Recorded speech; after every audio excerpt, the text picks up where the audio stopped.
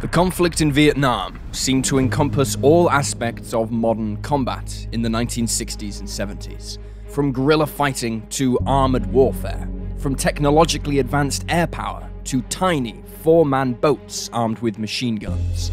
There seemed to be no end of dangerous assignments for the forces of the United States, committed to repelling the communist Viet Cong insurgents from South Vietnam and their supporters in the north. However, some jobs will always stand out a little more than others when it comes to the risk involved. In today's episode, we're going to look at just 3 of some of the most dangerous jobs undertaken in the Vietnam War, one each involving the US Army, Navy, and Air Force. Welcome to Wars of the World.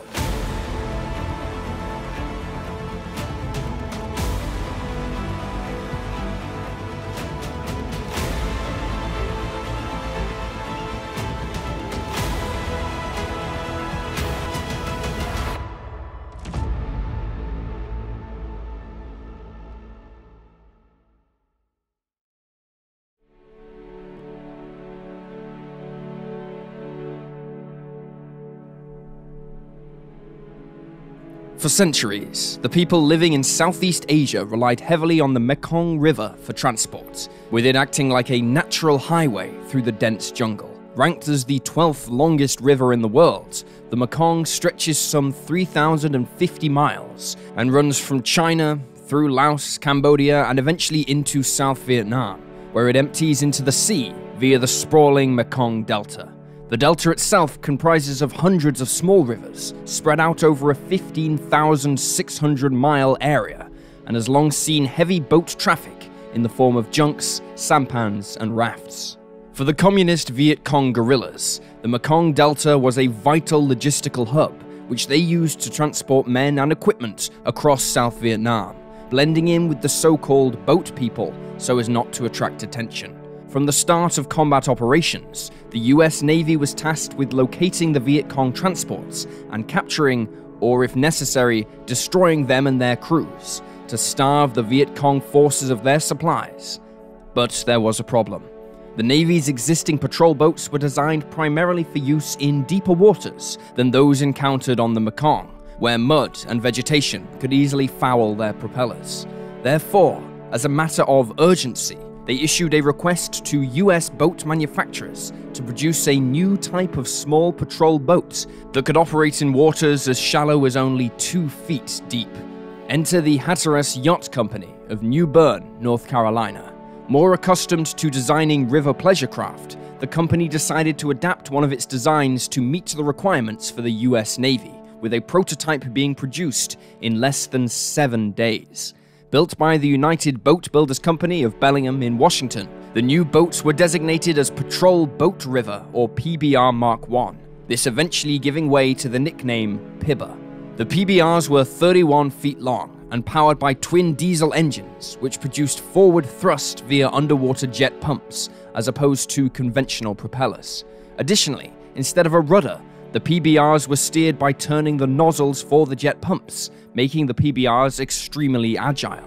Maximum speed was in excess of 25 knots, but perhaps even more amazing than that was its ability to be going from top speed to a dead stop almost instantaneously, thanks to a U-gate fitted on the nozzles which could be rotated downward, immediately sending the jets of water forwards instead of backwards. Typical crew complement was 4, with a boat captain, a helmsman, and 2 gunners, who manned 50 caliber machine guns, fore and aft. The boat also came equipped with a grenade launcher, but as was often the case in wartime, armament was unofficially increased by their crews looking for a bigger punch. These boats undertook stop and search inspection of junks, rafts, and sampans, looking for their elusive enemy, while constantly aware that even the most innocuous-looking craft could be harboring a VC fire team, armed with AK-47s and RPGs. The men who served on the Pibbers were enlisted men, either looking to improve their chances of promotion, or simply men wanting to experience the sting of combat. In either case, there was plenty of experience to be had, for very quickly, the Viet Cong recognized the threat these boats posed to their operations, leading them to set up ambushes along the river, while in some cases, the PBRs and VC boats engaged in running gun battles with each other. The fighting was as intense as any taking place on land, with the patrol boat crews accounting for over 1,000 communist guerrillas killed in combat in 1967 alone. But this, of course, came at a price. American statistics show that 1 in 3 sailors assigned to the PBRs were wounded or killed in combat during their tours of duty. But there was never a shortage of volunteers from the Navy's big ships looking to get a piece of the action. As the crews gained experience, they adapted their equipment and tactics to counter the Viet Cong. Boats operated in teams, spread out along the river, so if one boat was ambushed, the supporting craft could race in and assist.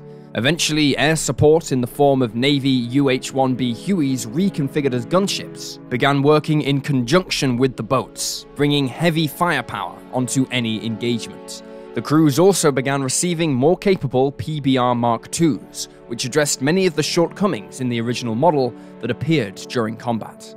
In their vital role, the PBRs destroyed or captured some 6,500 vessels supporting the Viet Cong campaign. They also undertook combat rescue operations, supported special forces teams, and even delivered humanitarian aid to South Vietnamese towns and villages cut off by communist forces.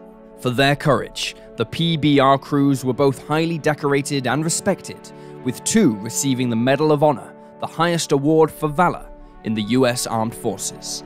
14 others received the Navy Cross, the second highest award in the service, while untold numbers received Silver Stars, Bronze Stars, and Purple Hearts. Since the end of the war, 5 ships in the US Navy have been named after PBR crew members, emphasizing just how well regarded these men were, both for their courage and, in many cases, their sacrifice.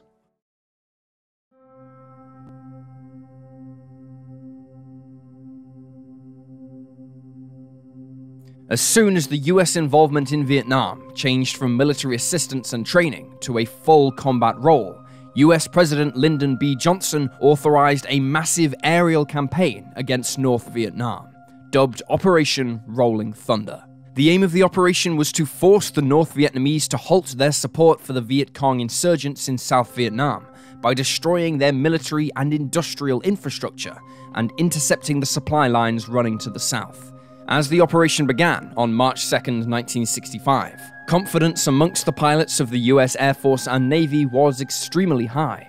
They fielded some of the most advanced and capable warplanes in the world, while the North Vietnamese had just a handful of significantly less advanced MiG fighters to oppose them. What the North Vietnamese did have, however, were huge numbers of anti-aircraft guns, but these were limited to low and medium altitudes, meaning US aircraft could fly over them as they transited to and from their targets.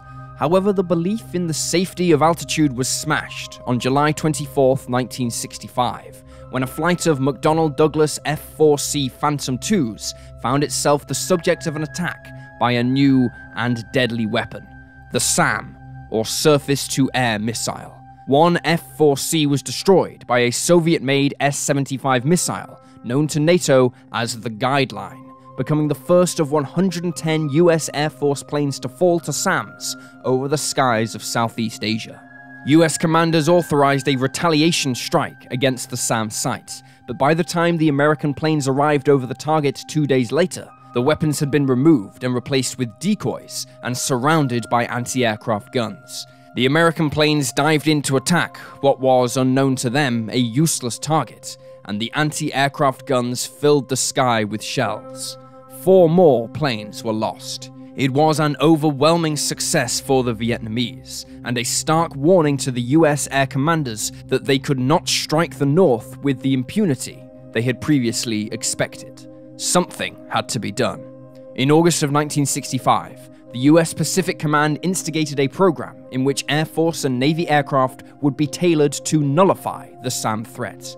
Dubbed Iron Hand, the project sought to outfit North American F-100 Super Sabre attack aircraft with sensors that could guide them towards the SAM sites by detecting and following the radar beam used to target American aircraft. The Super Sabre would then mark the target with its 20mm guns or rockets for a follow-up force of Republic Thunder Chiefs to bomb the battery, thus neutralizing the SAM threat.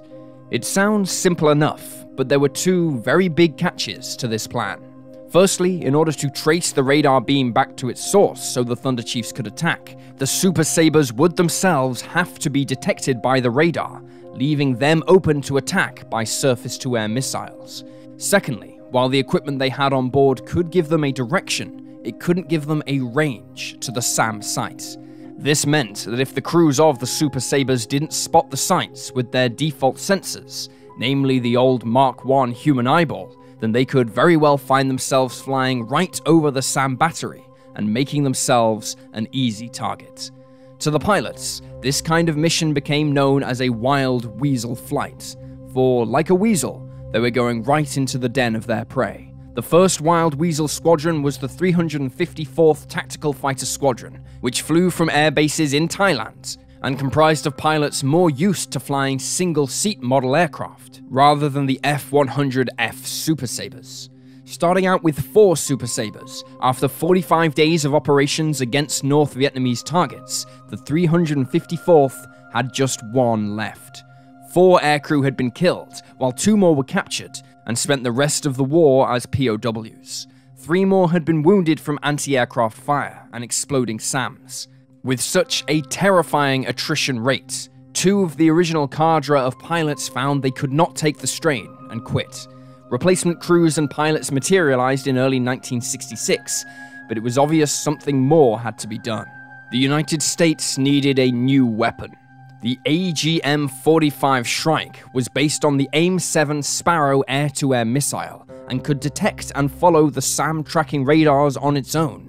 This freed the planes to make a good escape once the missile had been fired. It was not a perfect weapon, however, being relatively short-ranged, which means there was still a great deal of risk to the aircraft until the weapon was launched. Also, the North Vietnamese quickly realized that if they turned their radars on and off intermittently, then the Shrike wouldn't have a consistent radar source with which to track it, causing to miss the target. All these problems were amended in the much larger and more advanced AGM-78 Standard missile, which was not only longer ranged, but had a simple memory system installed, which meant that even if the North Vietnamese turned off their radars, the missile would continue to fly to where the signal originated. The Wild Weasels fought a brutal campaign until they flew their last missions in 1972. In combat, 46 F-105Gs were lost during the war, while many others suffered heavy damage from combat or fatigue. As to how many SAM sites they destroyed, it is difficult to ascertain, with figures going as high as 50% of operational SAM sites at some time being destroyed by Wild Weasels. What is certain, however, is just their mere presence severely hampered the North Vietnamese missile operators' ability to target strike aircraft, and the weapons and tactics developed over the skies of Vietnam laid the groundwork for the next generation of Wild Weasel, the F-4G Phantom II, which enjoyed unprecedented success against Iraqi missile sites during the 1991 Gulf War.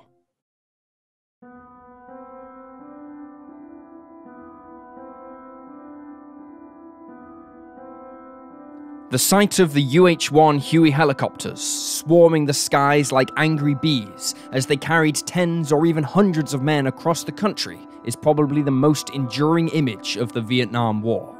Landing in openings in the jungle, some natural and some made by the US Air Force's Daisy Cutters, the men would be offloaded, where they would set up a defensive perimeter in case of an ambush before moving out.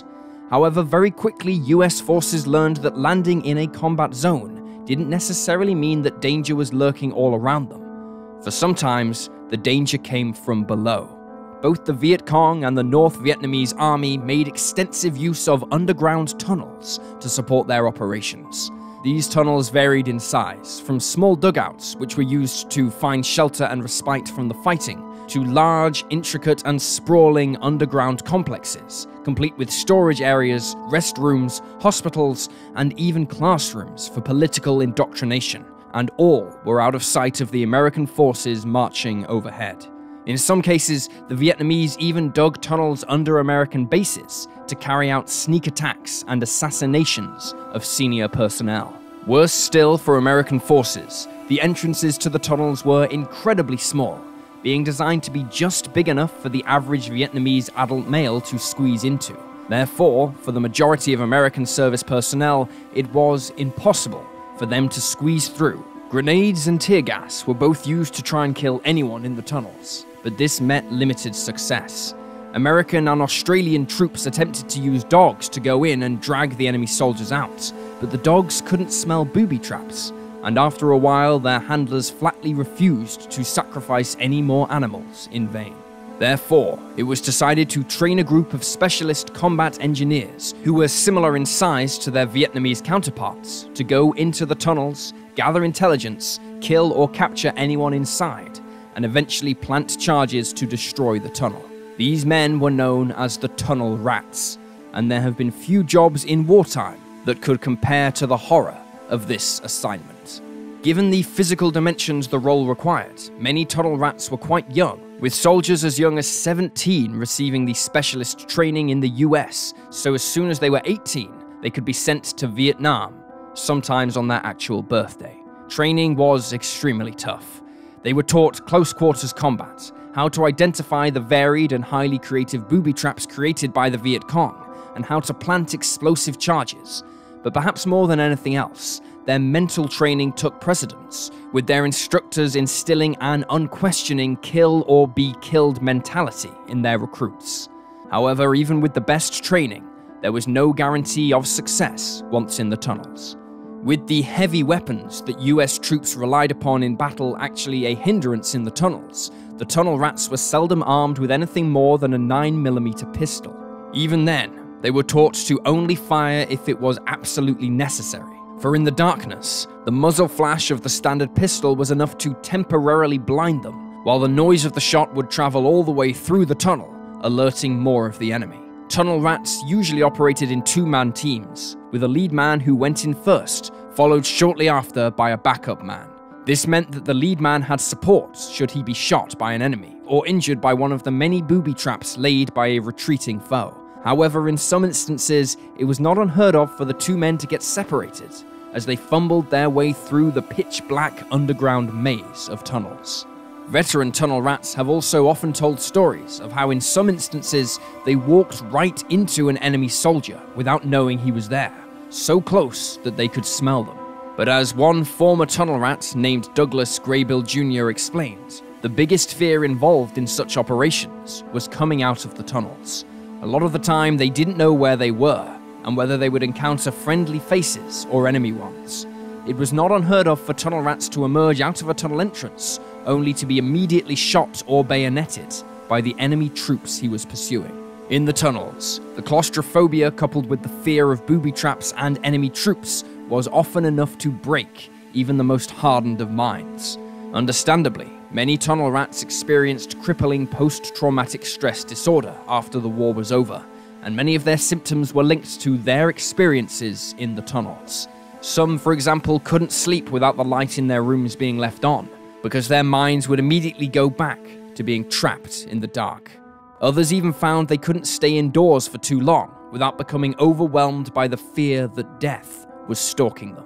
In total, there were some 700 specially trained Tunnel Rats. Of these, 36 were killed and another 200 wounded, an attrition rate of 1 in 3.